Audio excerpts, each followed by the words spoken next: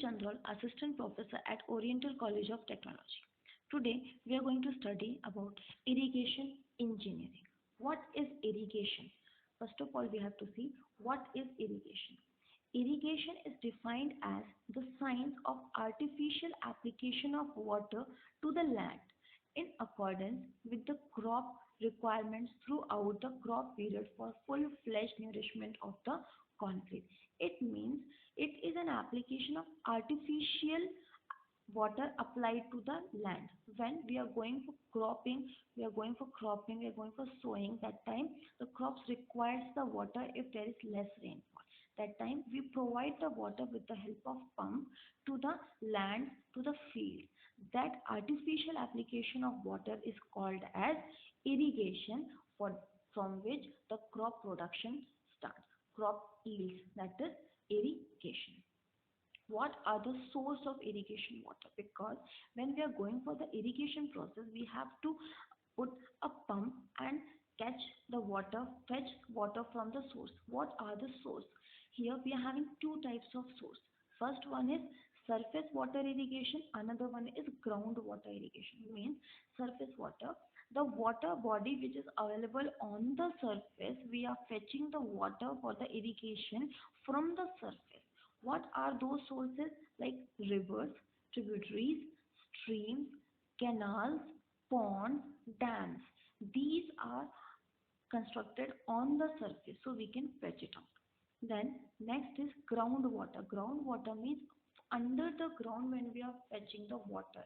That is groundwater irrigation. Here we can use tube wells, shallow tube well and deep tube wells. Next, what is the necessity of irrigation? Irrigation is required when we are having insufficient rainfall. Like our crop requires X amount of water, but the rainfall is very less. It requires more amount of water to grow itself. That time we have to apply the artificial source of water for its growth. Means the first necessity if we are having less rainfall, or we can say insufficient amount of rainfall. Next is uneven distribution of rainfall. Like in a location there is a heavy rainfall and in another location we are having very less amount of rainfall. That is called uneven distribution of rainfall, where the crops require more amount of rainfall, and if there is less, then that time we have to provide the artificial source of irrigation. Improvement of perennial crop. Perennial crop means where the which type of crop they require throughout its growth, they require water. For improvement of them, we in our India only 2 months are there when the rainfall occurs, but we yield the crop for whole 12 months.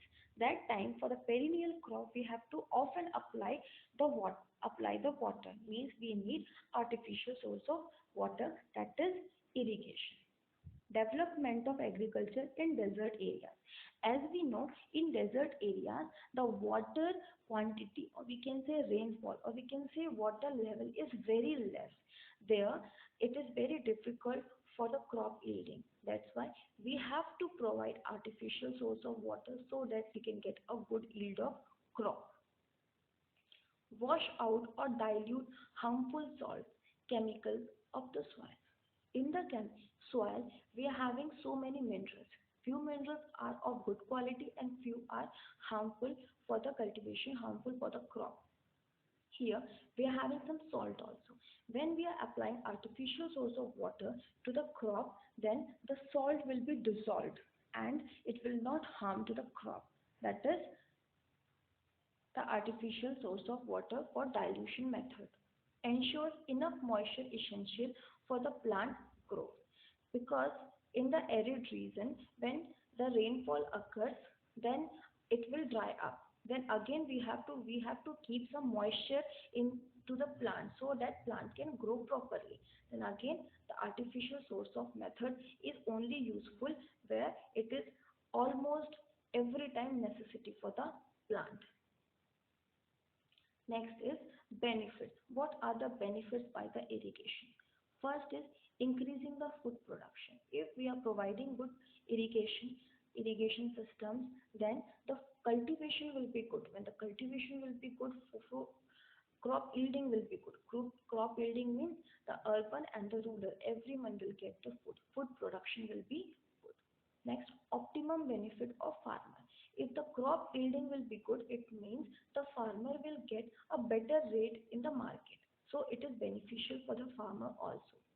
Next is high productivity of irrigated land. When the irrigation is keeps on going on, then we can get a good land, irrigated land for high productivity of the crop. The crop yielding will be good. Elimination of mixed cropping. As we know, mixed cropping is a major cause when we can harm our crops.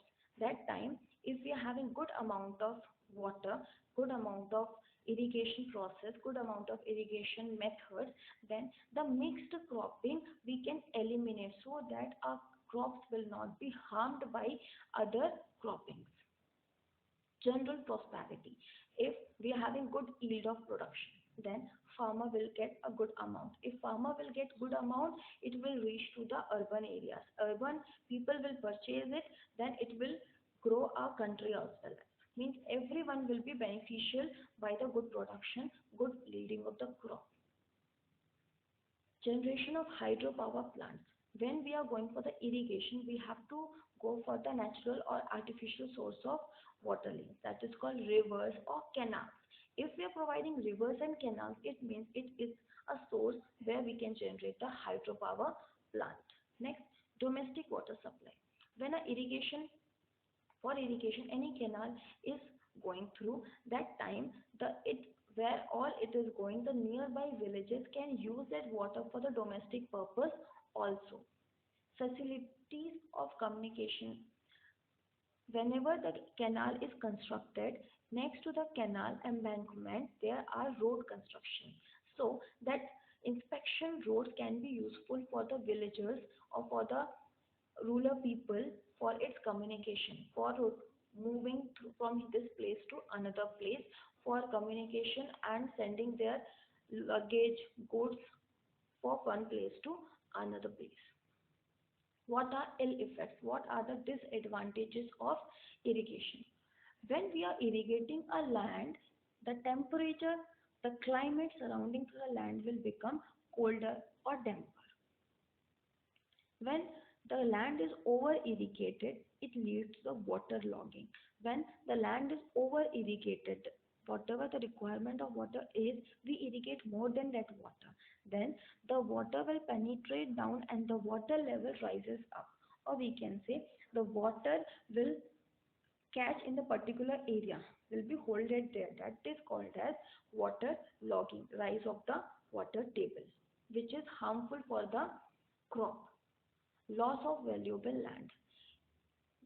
When the water amount is more in the land, the valuable land means the minerals which is available there, it will also run off. The soil, the very cultivating soil, the soil which is very much fertile, that soil will also erode, so it will be harmful for the valuable land. Rising of water table. If we provide more amount of water, water will penetrate and the water table will rise. For some crops, rising of water table is harmful. What are the methods of irrigation? Here we are having few methods of irrigation, that is surface irrigation, subsurface irrigation and sprinkler irrigation. Nowadays sprinkler irrigation has become very famous because with less amount of water we can irrigate a large area without wasting the water. In surface irrigation, we are having flood irrigation, furrow irrigation, and contour irrigation. Flood irrigation is divided into two parts, that is wild flooding and controlled flooding. Flooding means we are having a accumulated amount of water and suddenly if we open the chamber, the water will fall, water will go through. That is called go to the field. That is called flooding irrigation method in done in the surface irrigation. It is done by two methods, that is wild and controlled. Wild means we cannot control it. It will, when the chamber will be open, the water will fall, water will run as that we cannot control it. And another one is controlled flooding. Majority the controlled flooding we are using for the irrigation. In India, the controlled flooding are used. Under controlled flooding, we are having various types of flooding. That is free irrigation, free flooding, contour laterals, border strips, checks or levees, basin flooding, and zigzag method. These are the methods which are majorly used in India. What are the choice of irrigation method? How we can choose which method is good for us? We are having following criteria: water supply availability, what water amount you are having, according to that we have to choose the method of irrigation. Topographical area, topographical area is also very important part, because what is your terrain? Terrain is plain, terrain is slopy, or you're having a mountainous region. What kind of topography you are having, it depends for the method. Climate of the area, you're having arid region, you're having damp region or colder region. According to that, it differs that what the water required for the crop is more or less. That method will be separated. Soil of the area, which quality of soil it is, it holds the water so much or it does not hold the water. And these are important methods, these are important choices for which we can adopt the method. Crops to grow in economics, local addition to the skills, these are all the methods by which we have to adopt what kind of irrigation we have to do. Thank you. I hope you have understood all about the irrigation, its necessity, its benefits, ill effects, methods, and what are the qualities, what are the factors which affect the choose of irrigation. So thank you for joining me. Have a good day.